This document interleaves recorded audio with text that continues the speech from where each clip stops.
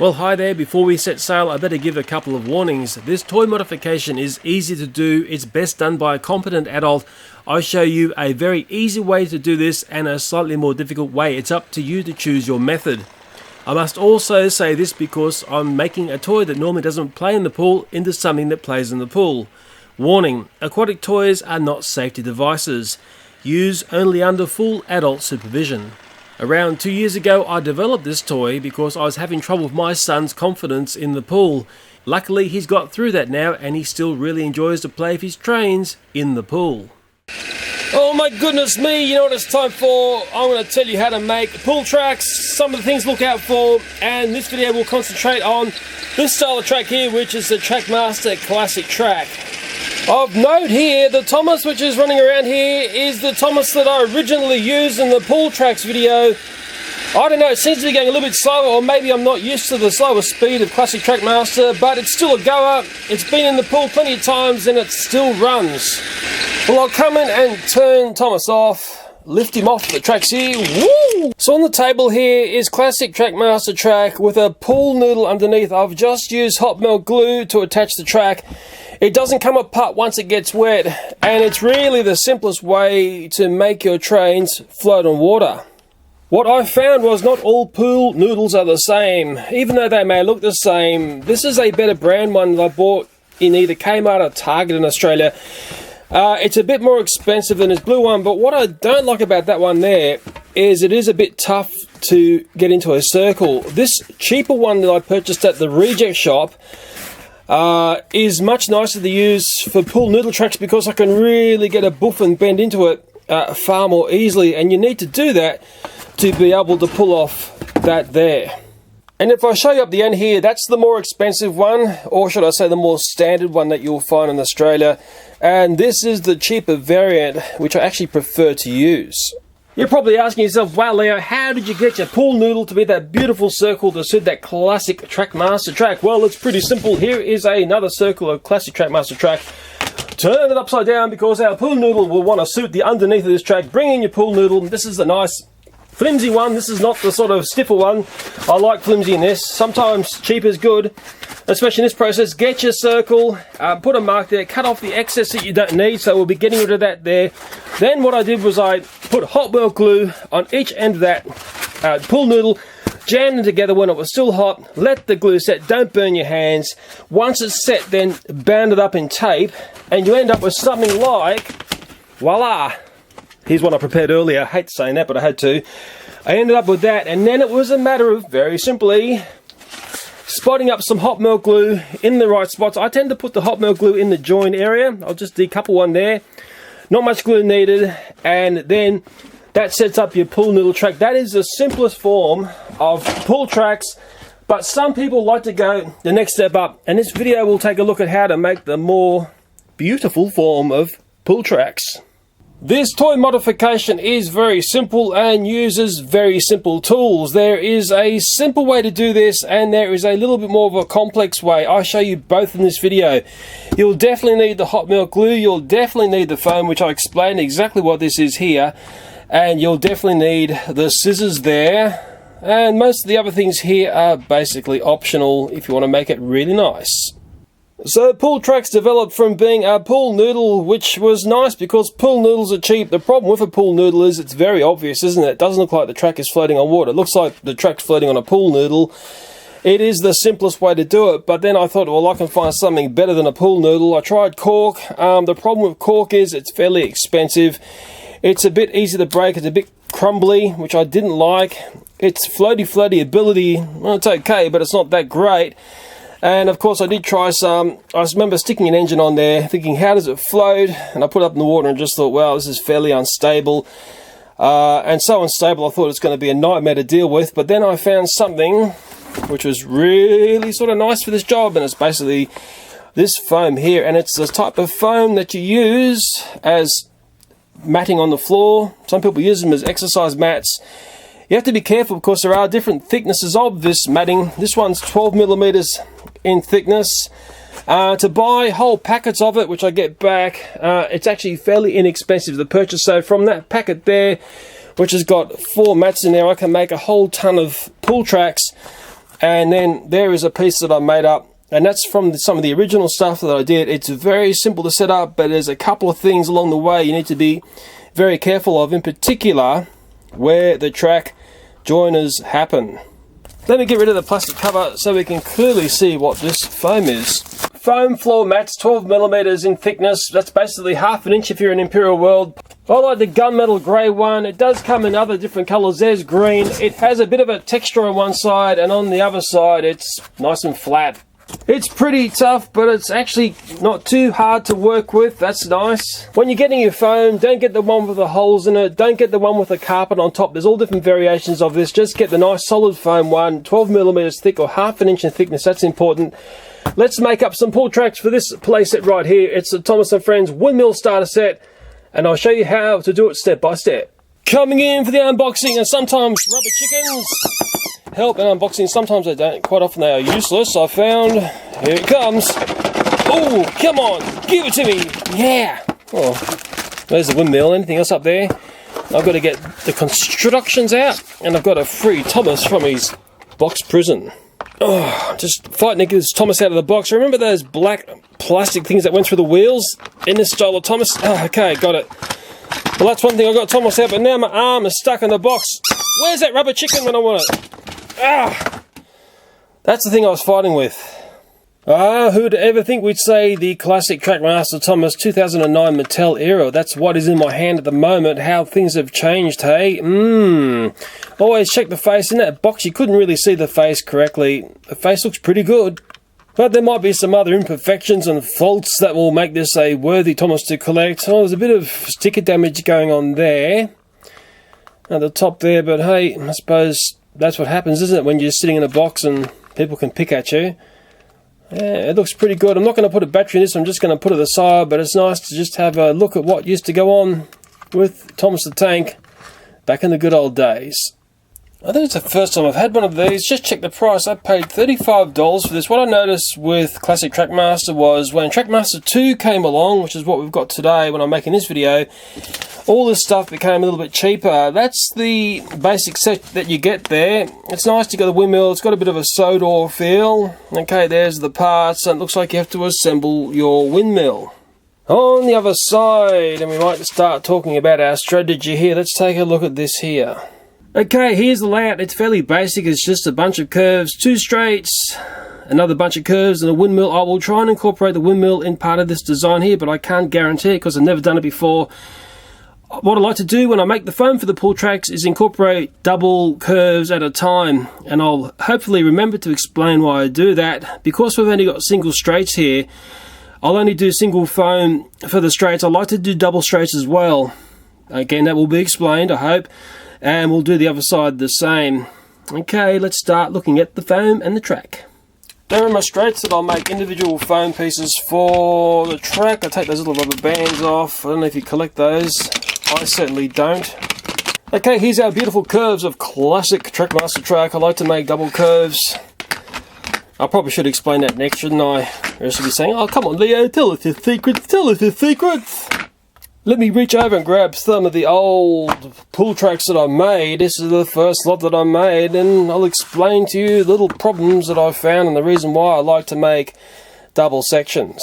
Okay, on screen is a piece of Classic Trackmaster track on one of the joins. Now what was nice about these joins was there was actually 2 different ways you could connect it together. You could just go over the top of each other like that and connect it up, or you could actually smash them together like that and connect them up. It was a nice design for the fact there were 2 ways to connect them. If I bring in some pull tracks that's already been attached to the foam, the way pull tracks works best is if you only ever connect it up like this. And what I found was super critical was the cut of foam that goes beneath this joint here.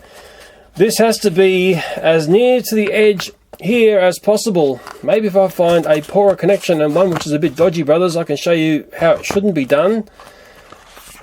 That's a good example. If it ends up like this in the pool, it causes nothing but confusion and delay. If you have gaps like this going on, that's a big no-no and something to be very wary of when you're doing this, because when it's in the pool, what you'll find is that as weight goes over this track here, be it an engine or whatever else you put on pull tracks, is that flexing there will end up being the end of the track, and you can sometimes get a separation if you're really unlucky. The other thing that'll separate it is a bit of wave action. As you know, children love to have storms and sharks attacking, and that will end up being the breaking point. If you have your connection as good as you can get it, and hopefully I can spin around here to show a good one, nice and firm, and the foam cut as neatly as possible like that, that is one of the main things to be careful of when doing this track conversion. When I got into using this foam and I found out how critical it was where the joins were, that's why I thought to myself, I'll make double runs of track so there's basically no cut of foam there. And I think that's the safest bet. Wherever you can, cut the foam to be on double lengths of track, or maybe you want to do a full half circle, whatever if you want. The same for the straights. Wherever I can, I try to get away with using a double length of track, and there is no cut on the foam there. I think that's really important to understand. Okay, the layout is up on the table. The windmill has been unbagged and assembled. It's actually very nice. It's very soda. I like it a lot. And most importantly, I've got the layout broken up into sections that will give us our cut lists for making the foam parts for this pull tracks. I think this is very important to be organised before you get going. It's something where you want to try and keep your cutting down to a minimum to save wastage, but also to save a bit of time. And I'm going to try and come in and do a custom bit of foam so we can incorporate our windmill on this layout, but there's no guarantees that that's going to work. Okay, let me get a piece of foam onto the table and some track pieces that I'll do first, which are the straights. When I come to mark out what I need to cut, I like to work on the underneath here. The pattern side would be classified as the top side of the foam. In a funny way, we use the foam upside down when I do pull tracks, and when I come to mark it out, it can be waste not, want not.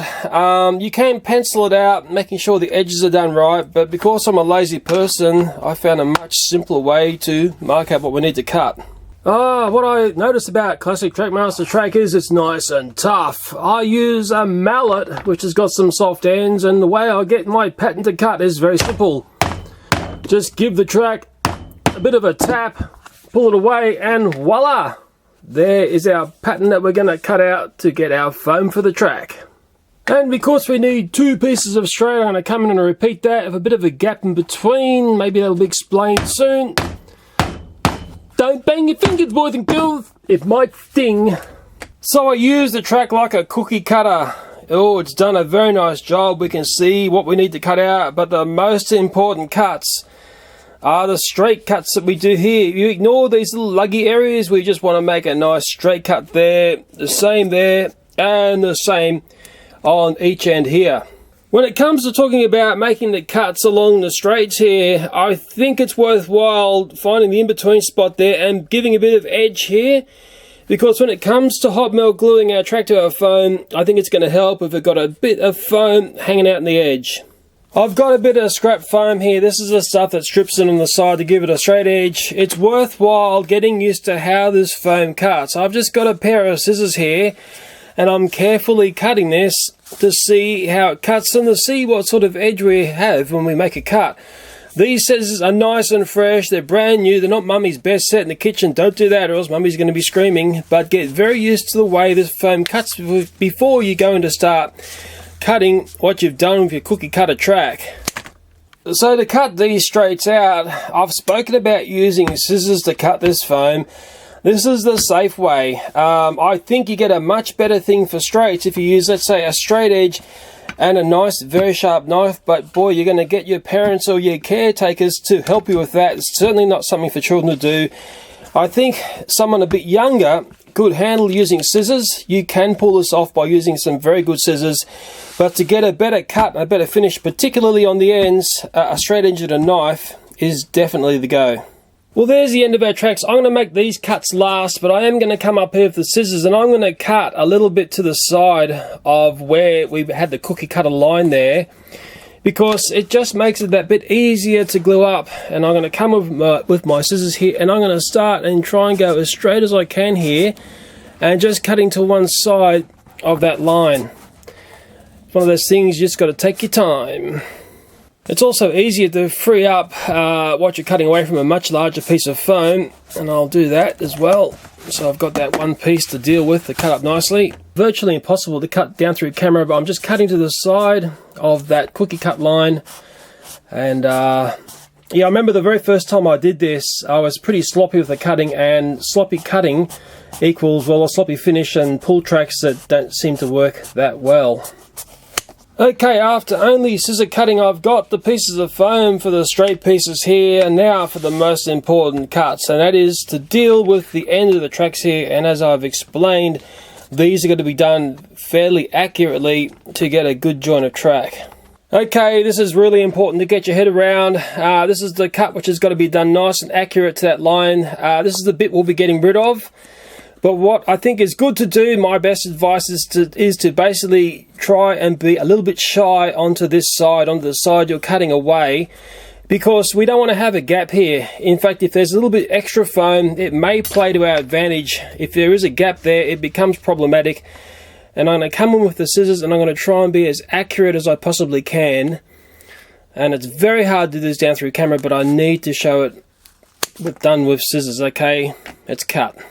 Okay, here's our piece of foam that was magically cut with scissors and not a horrible knife. I like to use this upside down. Remember, that's really the top of the mat, which will become the underneath of the pull tracks.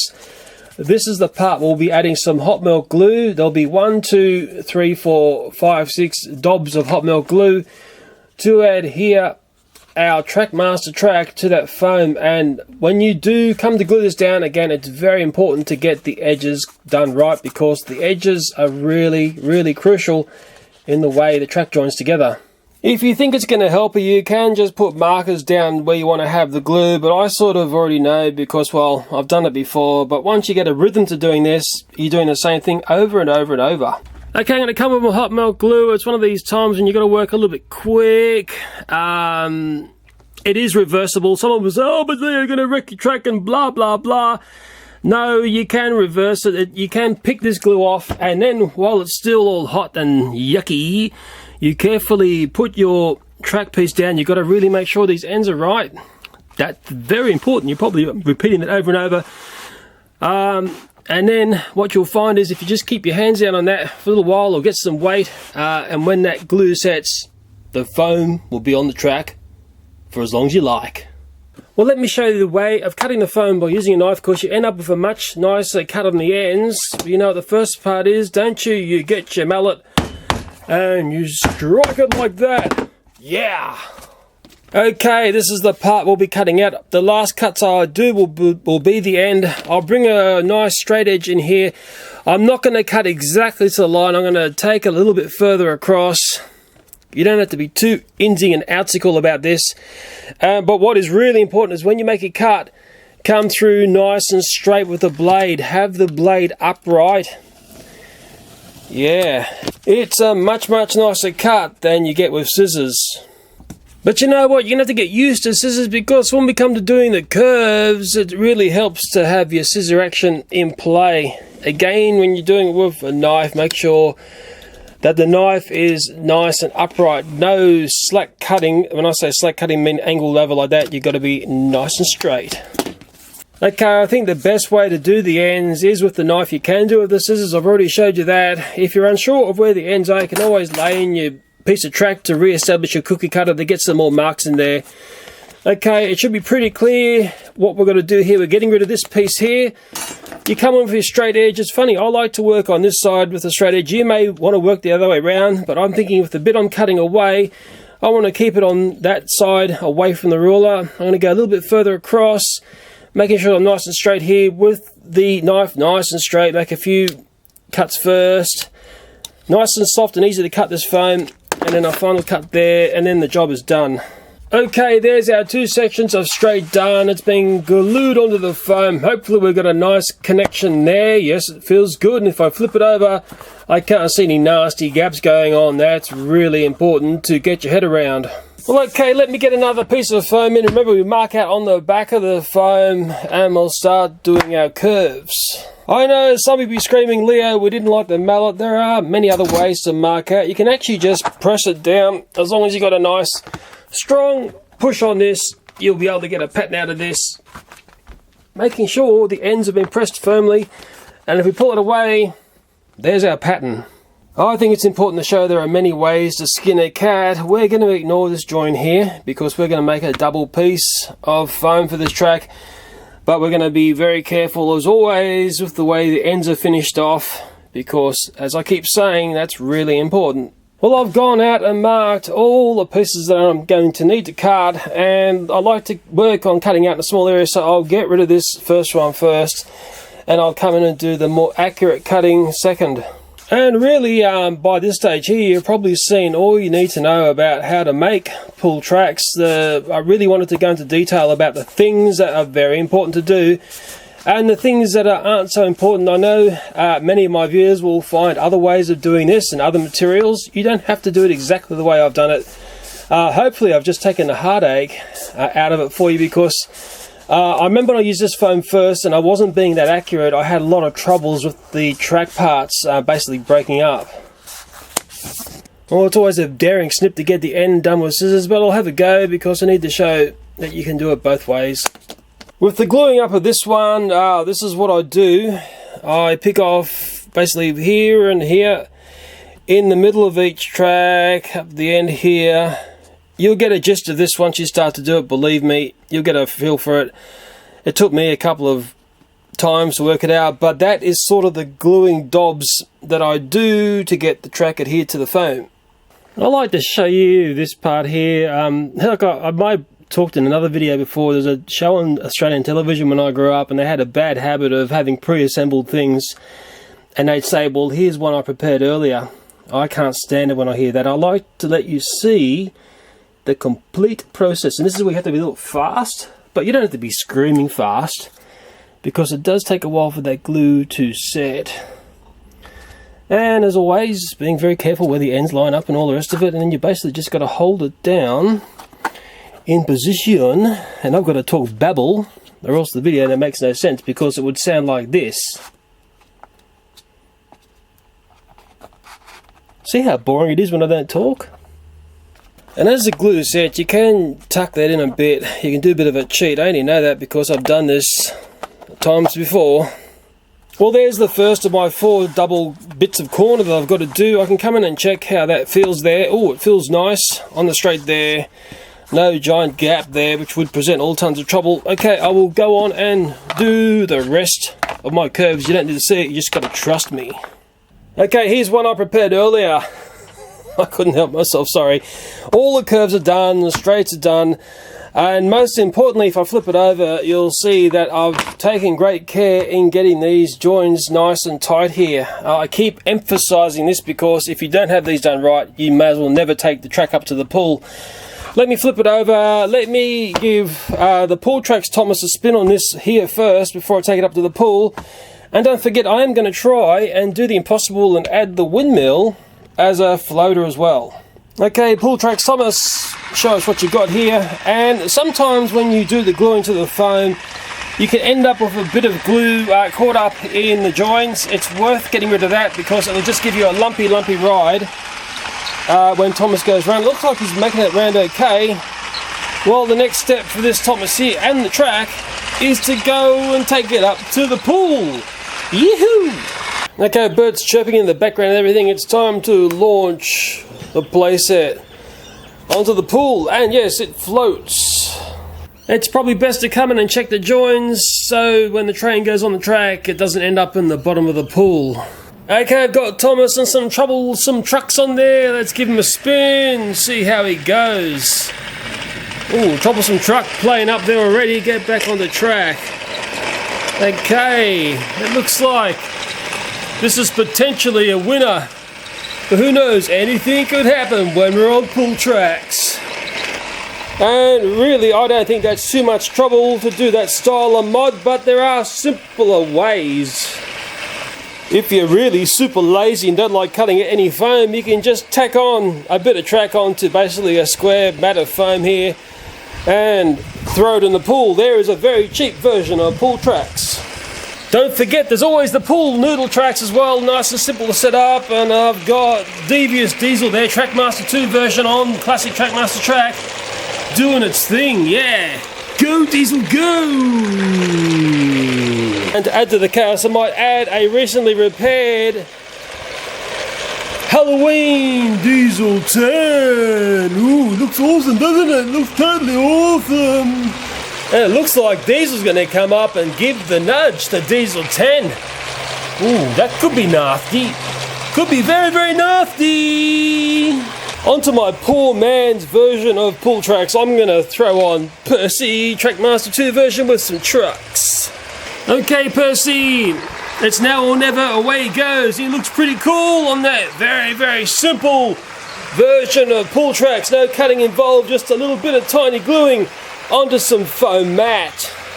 And really, once you get all these little layouts going, it starts to look super awesome, doesn't it? But really, for me, the one that is the closest to my heart, and it's the one that I think looks the coolest, is that variation there. And that's the one that we took a look at in this video and understood how to make.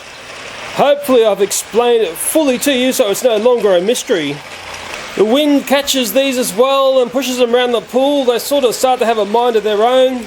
And at our place, giant sharks have the habit of jumping in the pool. Whoa, watch out, Thomas. That shark's a biter. It's going to try and sink you. Whoa, look at the bit of jeopardy that shark has done there. It's like shark fin jump. Ooh, watch out for the shark, Thomas. Ooh. Very dangerous grounds, Thomas. Don't fall in or you'll be shark bait. But what's worse than a shark underneath your pull tracks? A rubber chicken in between. Don't blame me if you don't like what I say. I'm not the one writing the jokes. Let's not forget we've got our little Trackmaster Classic windmill to try and put in the pool. How are we going to do that one? Well, I could be quite lazy. One poor man's solution would be to simply do that. Okay, the job's done. Or maybe I could try and attach it to a chicken's bum. Do you think that's going to work? I don't think so. But by just putting on a bit of foam here and seeing how much it pushes down and how buoyant it is, well, it starts to give me an idea of what I need to cut out to make it float. And I don't think I need very much at all. I'm obviously back down in the workshop. Let me just press this in and it'll give me a shape to cut out. And I'm going to add, probably the windmill there.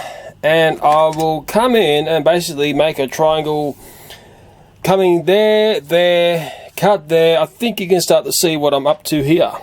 Okay, I've marked it out in pencil and you'll start to get a bit of a clearer picture of what I'm up to.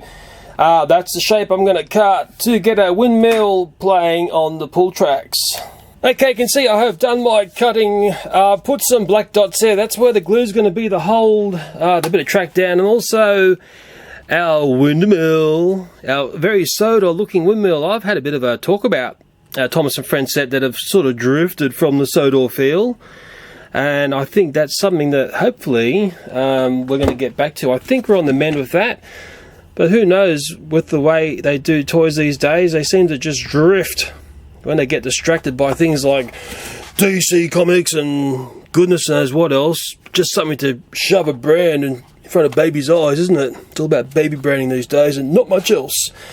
Okay, I'll hold this down until that glue sets. Okay, once the glue is set, doesn't take long of hot melt glue. Look, Mum, magic. The windmill doesn't fall off. Wow, how's he done that? Well, of course, we're back up at the pool now, aren't we? Now it's a case of incorporating this windmill into the set. Maybe I should have tested it first before I made cuts and did things. Wow, it looks like it's going to work. Let me just pour Thomas here, clear the rubber chicken out of here, and we'll let the shark go and take a dive somewhere else. Oh, speaking of taking a dive, sorry about that, Thomas. Sorry. Oh, don't panic, boys and girls. Thomas often goes to the bottom of that pool. In fact, he loves it down there. He's often been seen darting across the bottom. Remember, to undo the track, you've got to pull it. You can't slip it, like I was showing in other parts of this video, I hope. And now I've got to incorporate that into there, and I'm going to have to put the camera down because I don't think I can do this holding the camera. Or can I? Can I pull off the miracle here? No, I just haven't got the leverage. Let me pull the camera down to put that piece in. Oh, I just better reach down and get Thomas. Oh, wonder what that bubble was. Naughty Thomas. Okay, here he comes and we'll get him back up onto the tracks. Okay, hopefully I've got this playset starter set thing with a couple extra things on there. It's not the original Thomas, that's my pull tracks Thomas.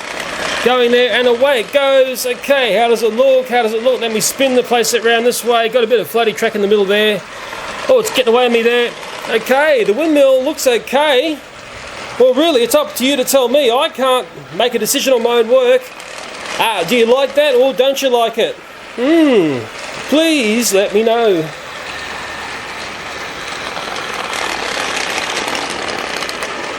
Well, over the back there's Percy on the pull mat tracks, no cutting on the foam there. The two diesels are fighting it out on the pull noodle tracks.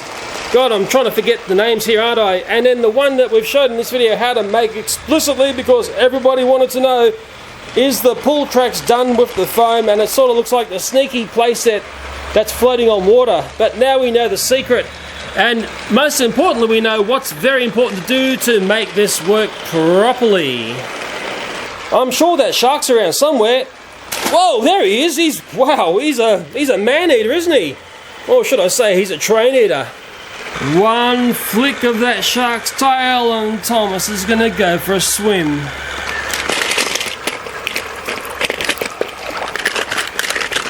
Told ya.